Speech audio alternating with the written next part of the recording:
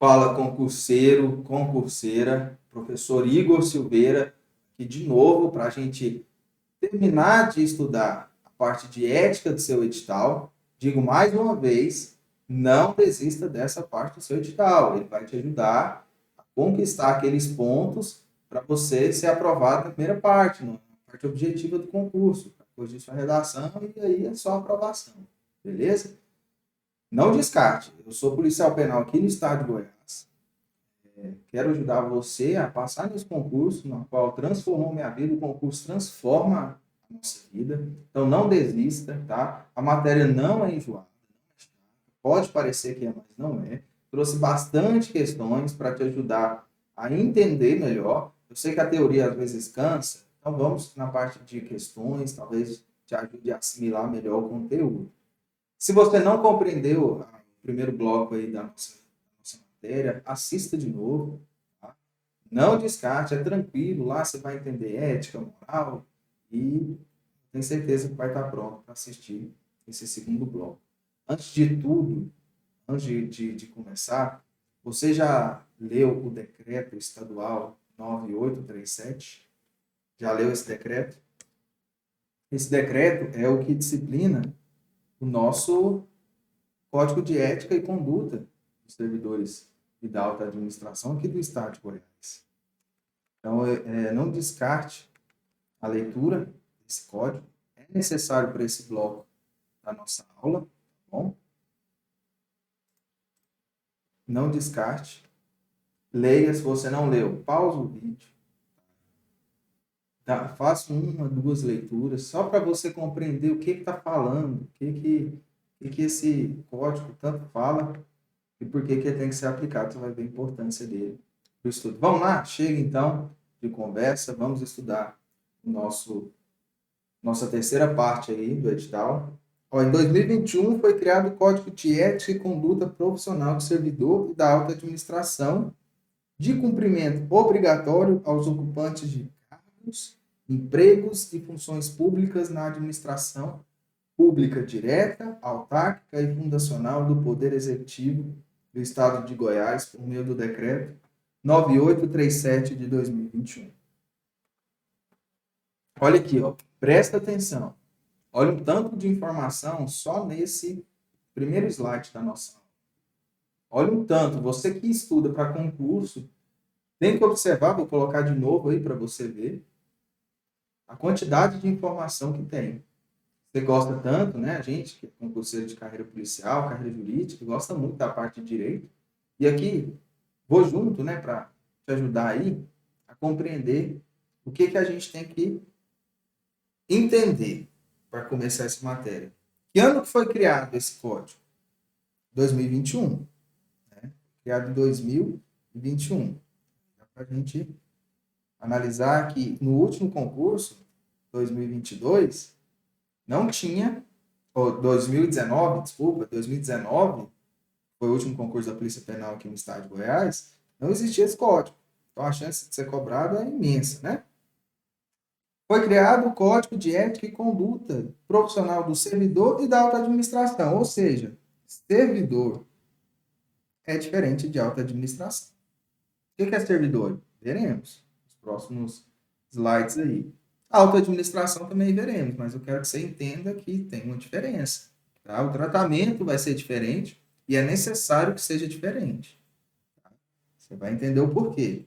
De cumprimento facultativo, obrigatório. Aqui, ó.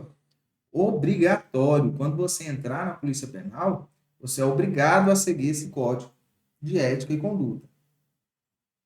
Aos ocupantes de cargos, empregos e funções públicas. Olha aqui o direito administrativo de novo. Diferença de cargos, de empregos, de funções. Nós temos cargos efetivos, cargos em comissão, funções comissionadas. Lembra? Tem um que aqui é a prioridade do servidor efetivo ocupar, empregos lá na administração indireta. Quem tem estabilidade, quem não tem.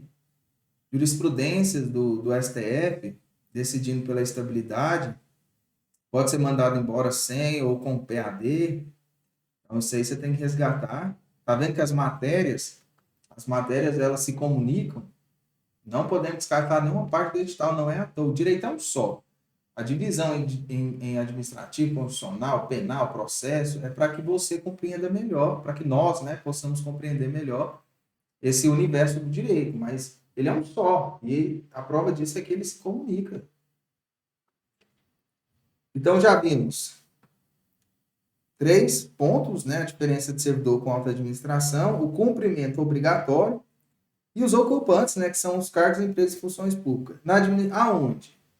Na administração direta, autárquica e fundacional do Poder Executivo do Estado de Goiás. Olha aí, ó, outro ponto.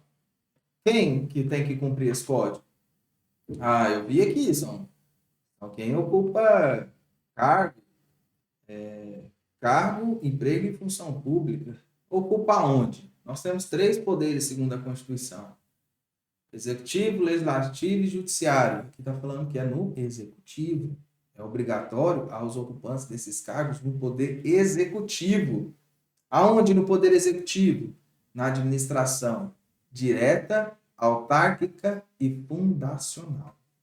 É correto, então, eu dizer que ela tem que ser de cumprimento obrigatório na administração pública direta e indireta? Pensa, presta atenção.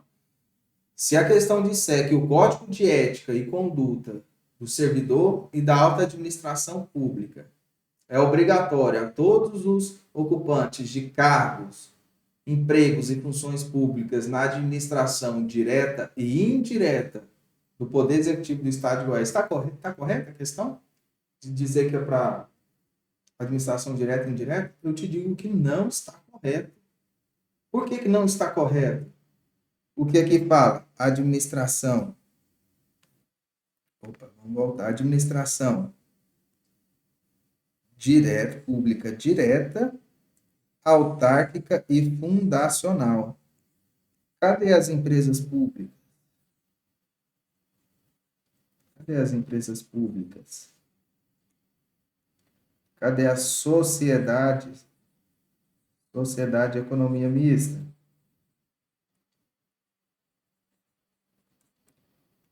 Cadê? Então, essa aqui com essas aqui forma a administração pública indireta. Então, não está correto, porque o decreto, o código diz que a aplicação vai ser na administração pública direta, autárquica e fundacional. Só em 2 modalidades da administração direta. Beleza? Então, grava isso, que pode vir pega na sua prova dizer que é administração direta.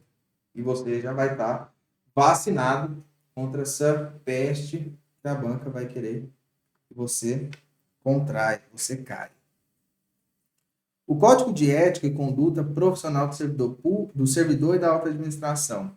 Primeiro, temos que compreender os comportamentos e posturas que devem ser evitados. Então, o primeiro ponto aqui, quando você leu lá, espero que tenha lido o decreto, se não leu, por favor, leia esse decreto antes de continuar. Pausa aí, vai ler. Se você já leu, você vai perceber que aqui na aula eu vou trazer ele não na sequência que está lá, porque eu acho que da maneira que eu vou tratar com vocês aqui, vai ser melhor para compreender. Então, o primeiro ponto que eu quero que você entenda são as condutas, os comportamentos, as posturas que devem ser evitadas pelo servidor público de modo geral. E da alta administração também, é claro, né? Quais são esses comportamentos e posturas? Buscar e receber vantagens pessoais, usurpar-se do bem público, uso de recurso público em benefício próprio, corromper, subornar, colocar os propósitos pessoais à frente das necessidades coletivas decorrentes das suas atribuições, usar mal os bens públicos, desviar dinheiro público, praticar atos desonestos com o órgão e com as pessoas, demonstrar conflito de interesse, usar as informações privilegiadas em benefício próprio. Ó, você que é policial, isso aqui, ó, muito cuidado. prevaricar, receber presente de pessoas interessadas em algum tipo de serviço prestado pelo servidor, olha aqui, receber presentes lá no direito administrativo, você vai compreender, o servidor pode receber presente ou não pode? Tem um valor mínimo, tem máximo? Barganhar para a ocupação de cargos e empregos e empregar o apadrinhamento, favorecimento de parentes, nepotismo, tratar mal o cidadão, por favor, servidor público, nós trabalhamos para o Estado para servir a sociedade. Não trata. Você já foi maltratado no serviço público? Se foi, como servidor público, você não deve repetir isso, né? Nós temos que buscar a qualidade do serviço público para que a sociedade nos valorize, tá? E não questione quando aquele plano de carreira lá aprovado, com um salário excelente, seja questionado pela sociedade, para valorizar o seu trabalho, beleza? Então, deve ser evitado tratar mal o cidadão, em particular o mais humilde. Isso aqui eu trouxe do código, tá? Isso aqui não foi eu que redigi, eu trouxe do código para você ver o que o serviço público quer que você evite. Dispensar tratamento diferenciados no atendimento aos cidadãos, julgar aparências e tratar o cidadão com desigualdade, valer-se de práticas discriminatórias, racistas e preconceituosas, agir de forma arrogante, com superioridade, por ter cargo público, abusar do poder, impor dificuldades no atendimento ao cidadão, encerrar o atendimento ao cidadão sem resolver o problema ou sem esclarecer. Isso aqui, encerrar o atendimento ao cidadão sem resolver o problema ou sem esclarecer. Quem nunca passou por isso, né? Vai no órgão público e não consegue que a sua demanda seja resolvida. Então, quando você estiver ali na função de representante do Estado, faça valer, tá? Faça valer os direitos do cidadão, pautado na moralidade e na legalidade. Show? Então, o primeiro ponto é esse que eu quero que você compreenda, são o comportamento e posturas que devem ser evitadas. Aqui a gente lembra muito da lei de improbidade administrativa. Lembramos também aqui nessa parte do Código Penal, naquela parte do Código que fala dos crimes contra a administração pública. Lembramos também da lei de abuso de autoridade, que foi inovada há pouco tempo. Isso aqui está vendo que, mais uma vez, o direito se comunicando. O que acontece quando a conduta ética é violada? Então, para a gente entender melhor, quando você acha aquele comportamento lá, pague suas etapas. Tem que pagar etapa. Se fosse fácil passar em concurso público aí, não seria justo, né? A gente estuda.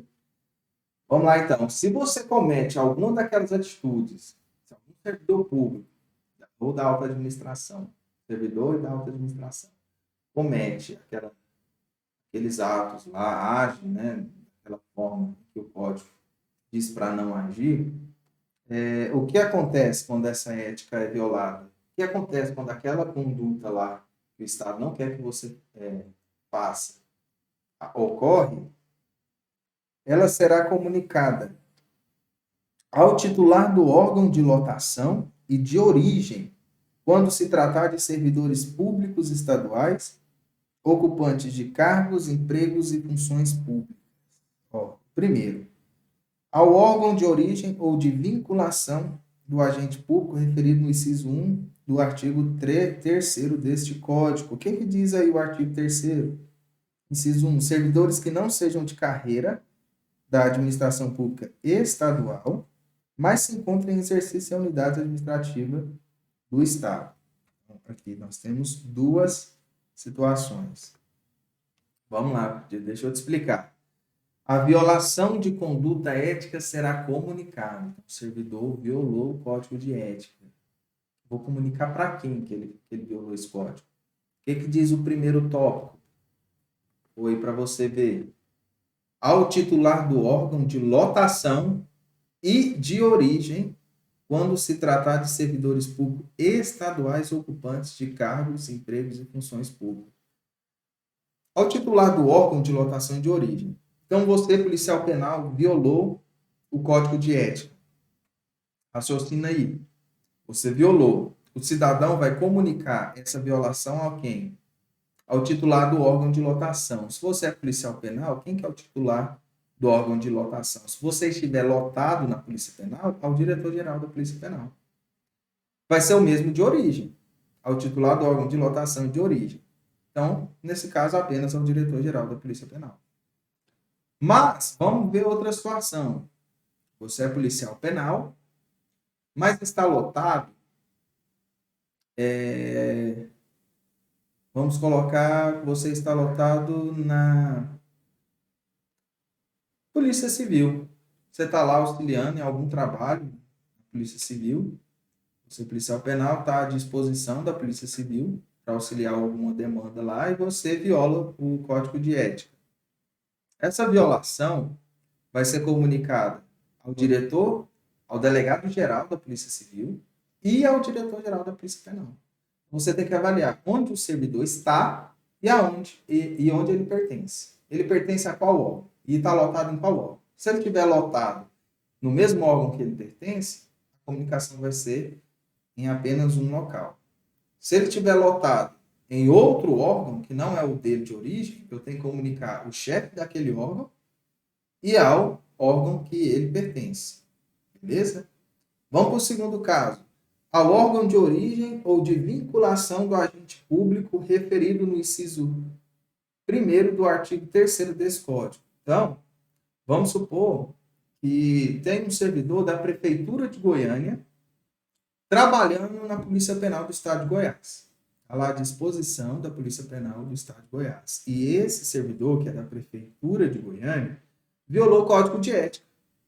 Ah, professor, mas se esse código foi criado por decreto estadual, o servidor público municipal também está...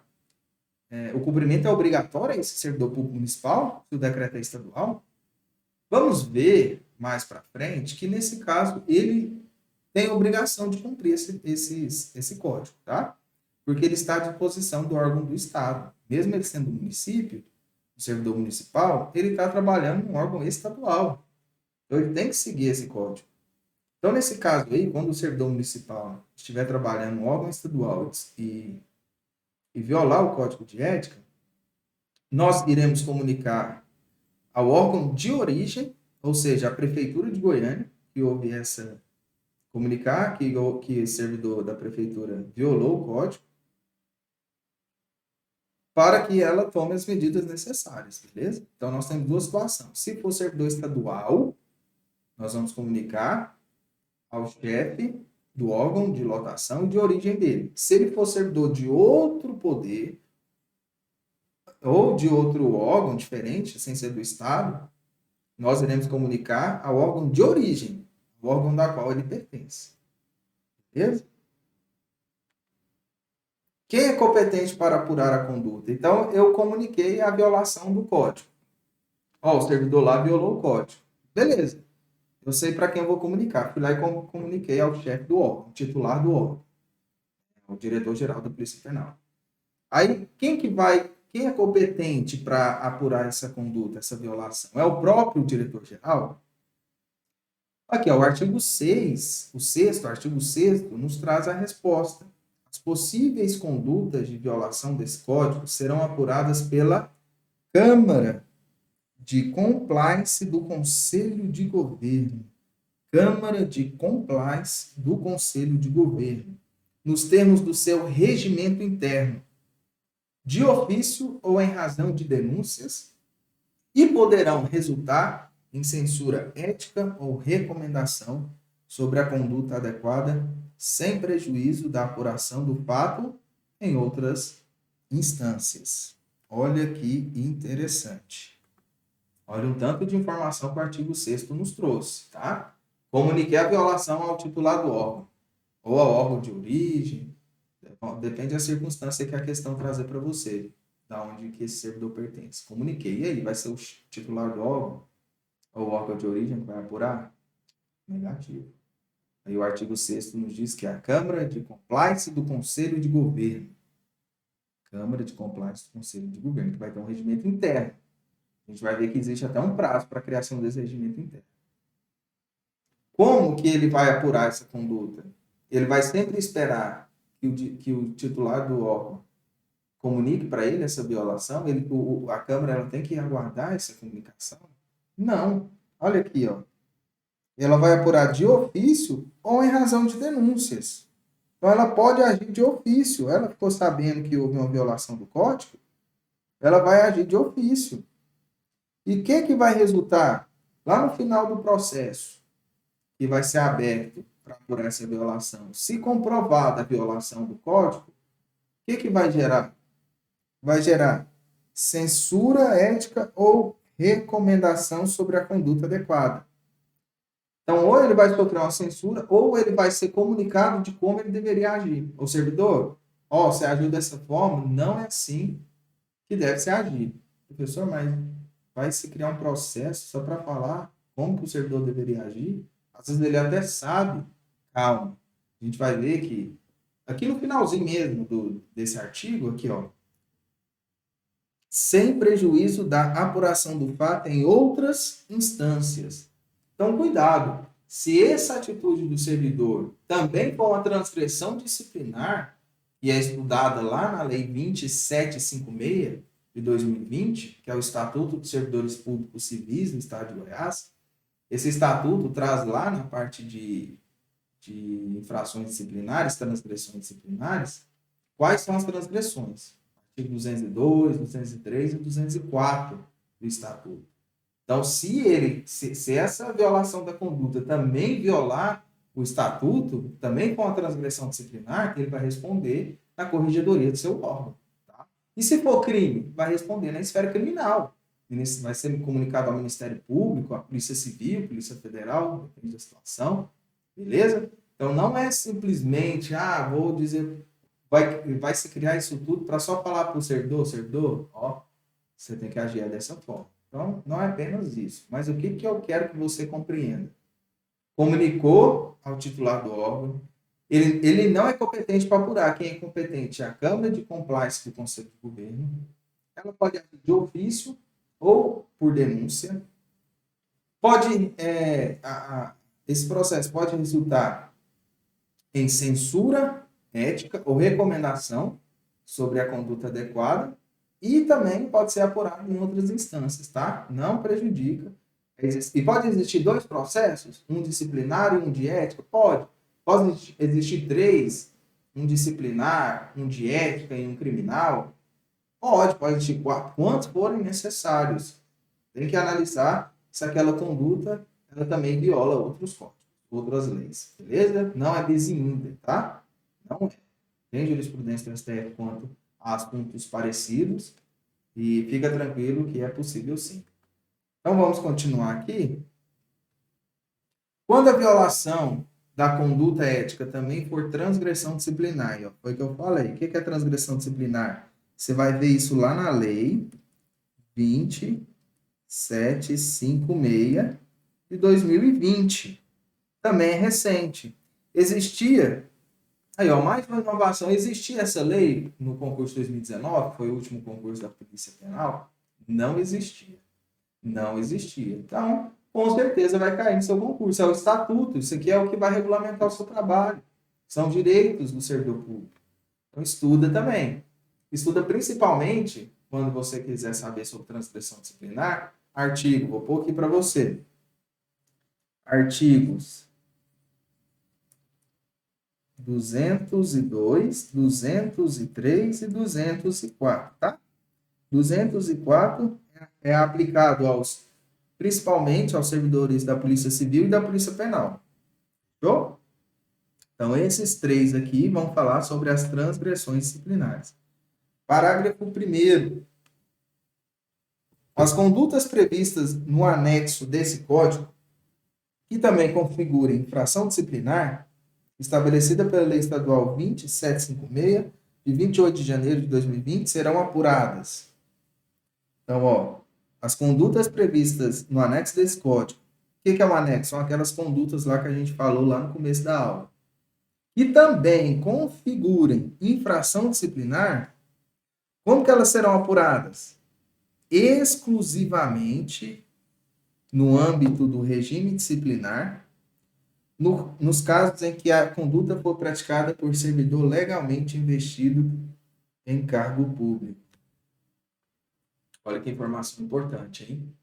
Então, se a conduta do servidor também for uma transgressão disciplinar, olha aí, ó, serão apuradas exclusivamente no âmbito do regime disciplinar. Então, você, policial penal, espero que não aconteça, mas o policial penal que violar o código de ética e essa violação também for uma transgressão disciplinar, a apuração será exclusivamente pelo regime disciplinar, ou seja, pela Corregedoria da Polícia Penal.